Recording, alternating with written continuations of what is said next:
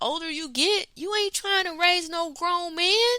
You done raised your kids in college. You ain't got time. Ain't nobody got time for that. You get in a relationship because you want a man. A man. You know? You want a life partner. Not somebody you got to nurture and develop. No. All these old beliefs, that is not the woman's job. I don't care what y'all say. I don't care what Mama and them and Big Mama said. It ain't my job to make him no man. That's what I thought I got when I got with him. And that's what women is saying. That's our story and we sticking to it. So mothers, start training and raising your boys to be men. If you don't want to deal with no drama, then don't raise a boy full of drama. Help him become a good man so some woman can be proud. And when she see you, she can give you a pound or a high five or a hug to thank you for nurturing and developing a good, strong, independent, secure, confident man. That's what women want. I have a son, and believe me, I got anything to do with it, he gonna be, man, we're gonna have to be fighting him off of him. Cause that's what I want for my son, to be a good man to some woman. It's not about me. My life is lived. I'm living it now. I want him to be happy. I want him to find the love of his life, to connect with someone and, you know what I'm saying, vibe and have that good energy between them and they can live happily ever after. I want that for my son. I put those intentions out there now. He's only about to turn 13, but I set those intentions for him now so that when he starts, it'll be easy. Help him out. Help your kids out.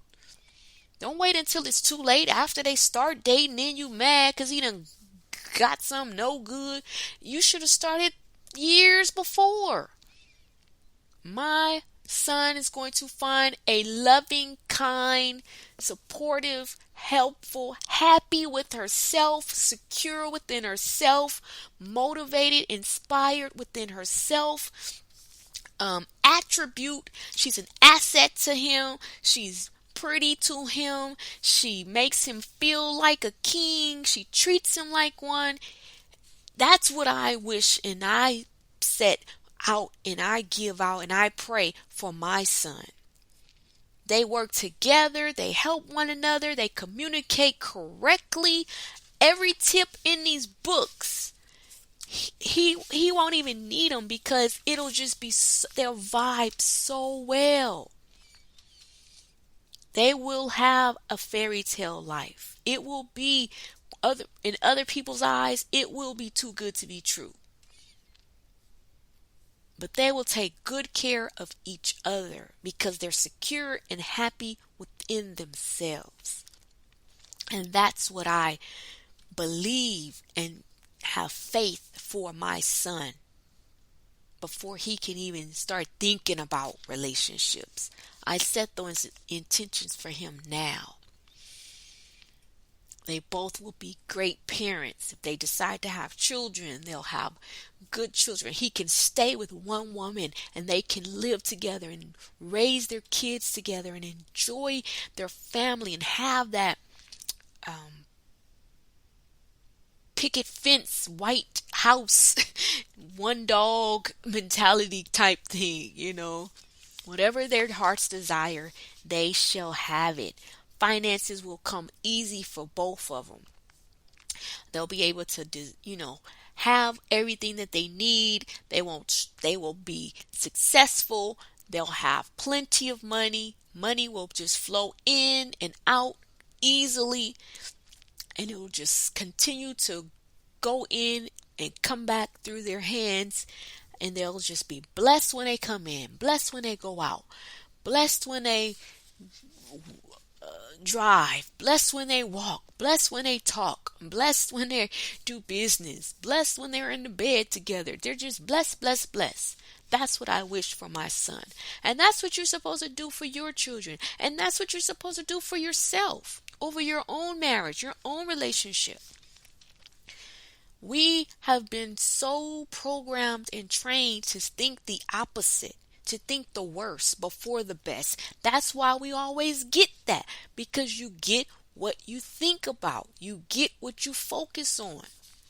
Focus on what you want and you'll start getting it. All right? Sorry, I just got a little passionate because I thought about my son. I'm a beast of a mama bear when it comes to my son. Shoot, that's my baby. Okay, let's see. Where were we? Remember, you are supposed to be our shelter, our protector, provider, and covering. So how are we going to feel safe and secure with you, men, and you are treating us like we are the enemy? I hear and see it a lot where they say a man and a woman are a team, a partnership, and working together for the same goal. Well, men, newsflash, that is not possible if you are looking at your woman sideways and accusing her of things she has never even thought of doing. Which brings me to another point that I must stop here and speak on. If you are in a relationship with a very attractive woman, do not make her feel like she is the problem when other men are attracted to her. Wake up on that one. We're going to read that again.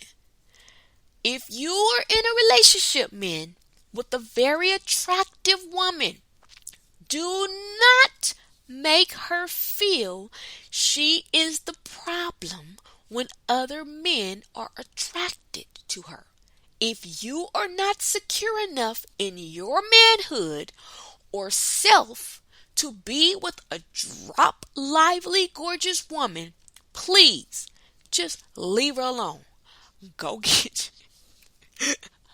let me stop. As my cousin in Alabama said, go get your mud duck. I'm just saying. That's not me saying it, because I believe everyone is beautiful in their own way.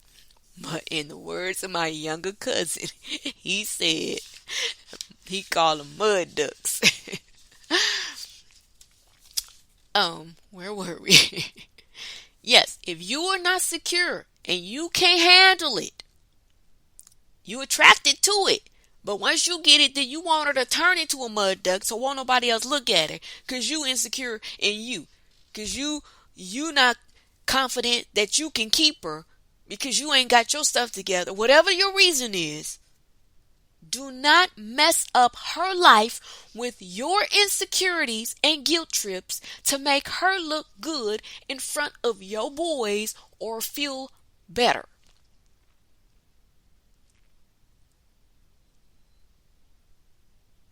You want a good, attractive woman with a nice body, but you are not man enough to deal with what comes with that territory?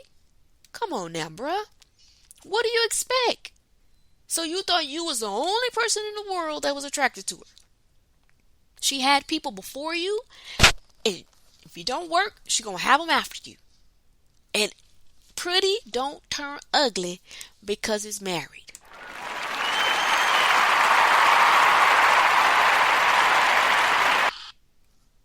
Handsome don't turn ugly because it's married. So you have to, it comes with the territory. You need to realize if she walked down that aisle with you, she loves you, she wants to spend the rest of her life with you, you need to deal with you. That's your issue. Don't put that on her. If she was wearing halter tops and tank tops and little black dresses before you got married, she not gonna change because she married you. That's who she is. So either you accept it or you keep it pushing and find you a nun. Find you someone who don't wear nothing but turtlenecks and baggy shorts. Sweats, I mean. Because if you got a fine woman who loves herself, who's happy with life, who loves to dress, that's who she is, you cannot change her, and you should not want to. I can use my husband for an example here. He has had to come to my rescue many times when dealing with other men admiring me. It has been so sickening at times, but he was man enough to understand I had nothing to do with the actions or thoughts of the other men. They had the problem, and he did not accuse me of being the reason for their issue. Appreciate her beauty, men. Make her feel like she can trust you to trust her, and be there for her when she ever needs you to shelter her from a fan, onlooker who is not mature enough to admire from a distance without taking it to the extreme. If your lady has never cheated on you, do not accuse her of doing so. That is the utmost disrespect and insult to a mature woman. Now, this is some good stuff right here, y'all. I gotta cut my fan on. It is warm today.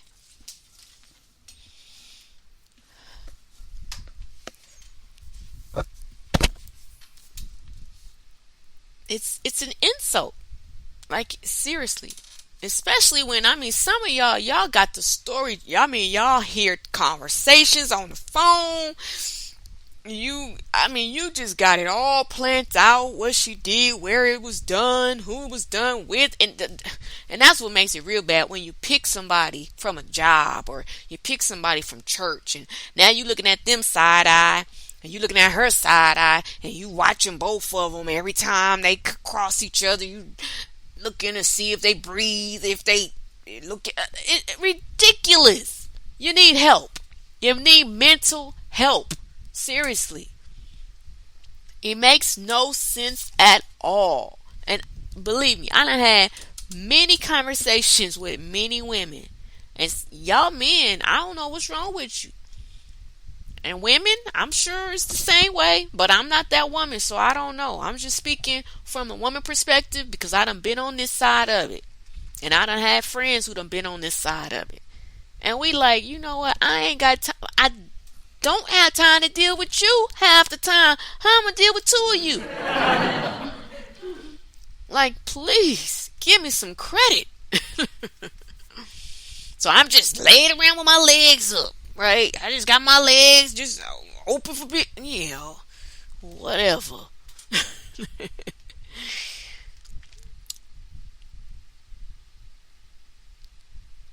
It says, if your lady has never cheated, do not accuse her.